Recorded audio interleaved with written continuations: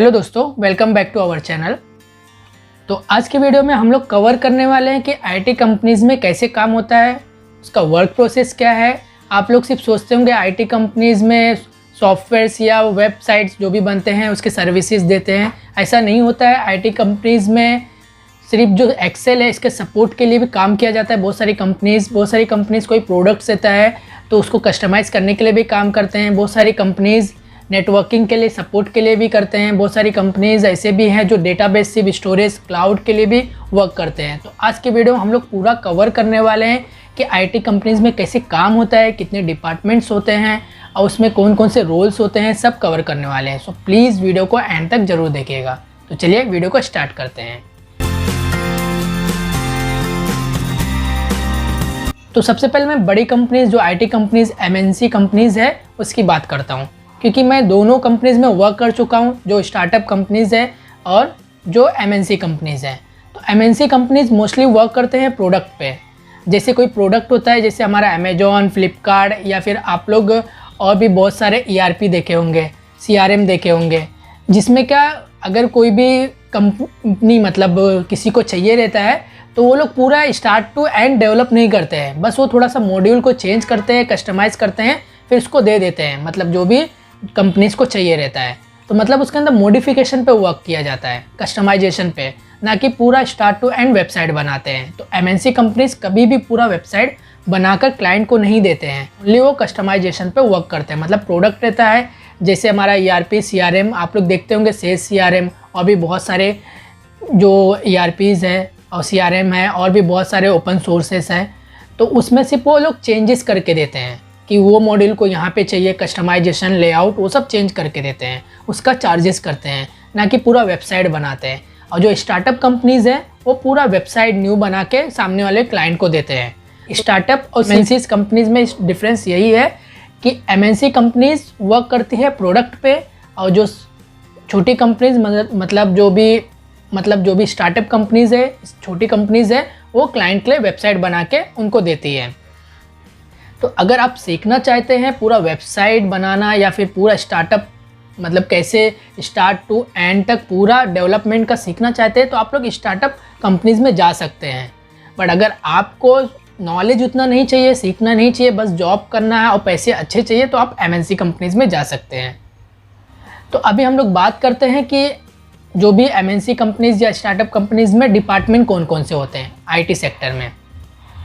तो IT sector में अगर डेवलपमेंट वाला है, प्रोडक्ट वाला है, तो उसमें क्या होते हैं, पहला तो डेवलपमेंट टीम होती है जो पूरा मतलब बोलते हैं ना कि जैसे हमारे बॉडी का जो हार्ट रहता है, वैसे डेवलपमेंट सबसे इम्पॉर्टेंट होता है आईटी कंपनीज़ में, जहाँ पे प्रोडक्ट या वेबसाइट पे काम किया जाता है। जो भी सॉफ्टवेयर कंपनीज़ होते हैं वहाँ पे डेवलपमेंट डिपार्टमेंट सबसे ज़्यादा इंपॉर्टेंट होता है। उसके बाद आईटी डिपार्टमेंट होते हैं। अभी आप लोग कन्फ्यूज़ होते होंगे डेवलपमेंट डिपार्टमेंट और आईटी डिपार्टमेंट में। आईटी डिपार्टमेंट मतलब क्या होता है, नेटवर्क और हार्डवेयर जो प्रोवाइड करते हैं उसको आईटी डिपार्टमेंट बोलते हैं। और डेवलपमेंट डिपार्टमेंट क्या होता है, जहाँ पे वेबसाइट बनते हैं या फिर मॉडिफिकेशन होते हैं, जहाँ पे कोडिंग किया जाता है। आपके लैंग्वेज में बोल सकता हूँ कि जहाँ पे कोडिंग किया जाता है वो डेवलपमेंट डिपार्टमेंट होते हैं। और जहाँ पे सिस्टम मतलब नहीं चल रहा है, नेटवर्क इशू है या कोई भी हार्डवेयर का इशू है, तो आईटी डिपार्टमेंट वाले हैंडल करते हैं उसको।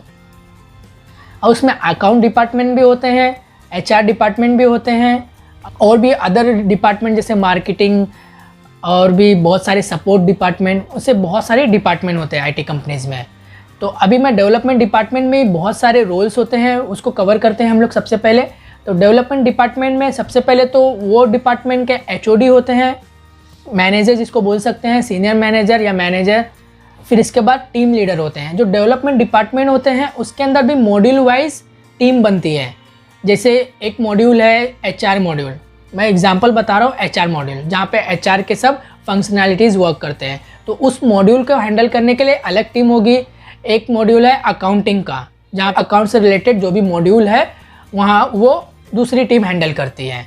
तो टीम वाइज पूरा डिवाइड किया जाता है डेवलपमेंट डिपार्टमेंट को। तो हर टीम के टीम लीडर भी होते हैं, और कभी कभी क्या होता है असिस्टेंट मैनेजर भी होते हैं।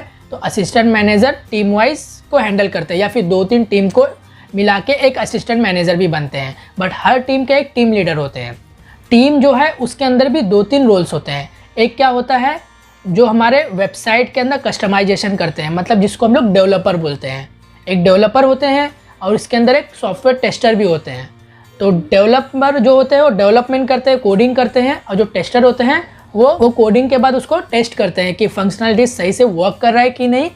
वो सब पूरा टेस्टिंग का पार्ट जो हमारे टेस्टर होते हैं वो करते हैं। और कभी कभी क्या होता है, अगर टीम लीडर अपसेंट है तो जो हमारे टेस्टर होते हैं वो डायरेक्ट क्लाइंट के साथ कांटेक्ट करते हैं, मतलब उनको ट्रेनिंग देना वो सब टेस्टर करते हैं। और डॉक्यूमेंटेशन, SOP सब हमारे टेस्टर बनाते हैं। यहाँ पे हम लोग सिर्फ सॉफ्टवेयर रिलेटेड की बात की है, जहाँ पे सॉफ्टवेयर की सर्विसेज देते हैं या फिर प्रोडक्ट बनाते हैं। IT कंपनीज़ में ऐसे भी कंपनीज़ हैं जो सिर्फ नेटवर्क और हार्डवेयर रिलेटेड मतलब सर्विसेज देते हैं।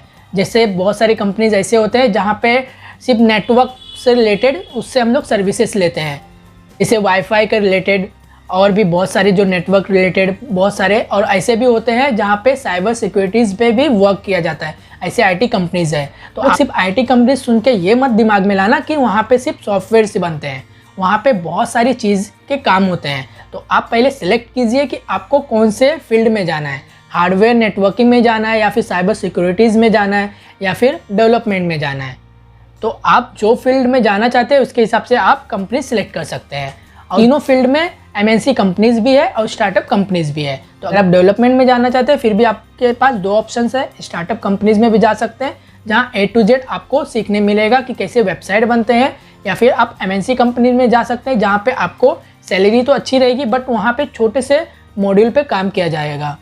और वो चीज़ आपको सिर्फ करना रहेगा स्टार्ट टू एंड तक, वहाँ पे आपको दूसरा कुछ एक्स्ट्रा सीखने नहीं मिलेगा। आप खुद से सीख सकते हैं बट कंपनीज में सीखने नहीं मिलेगा।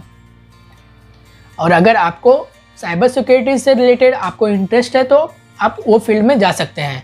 तो सबको IT कंपनीज ही बोला जाता है जितने भी हैं, बट उसके अंदर काम अलग अलग होते हैं। अब हम लोग बात करते हैं जो स्टार्टअप कंपनीज है उसका वर्क इन्वायरमेंट कैसा होता है। तो स्टार्टअप कंपनीज में क्या होता है, जैसे मैंने आपको बताया कि टीम डिवाइड किए जाते हैं, जो MNC कंपनीज हैं मॉड्यूल वाइज टीम होते हैं, ऐसा कुछ नहीं होता है स्टार्टअप कंपनीज में।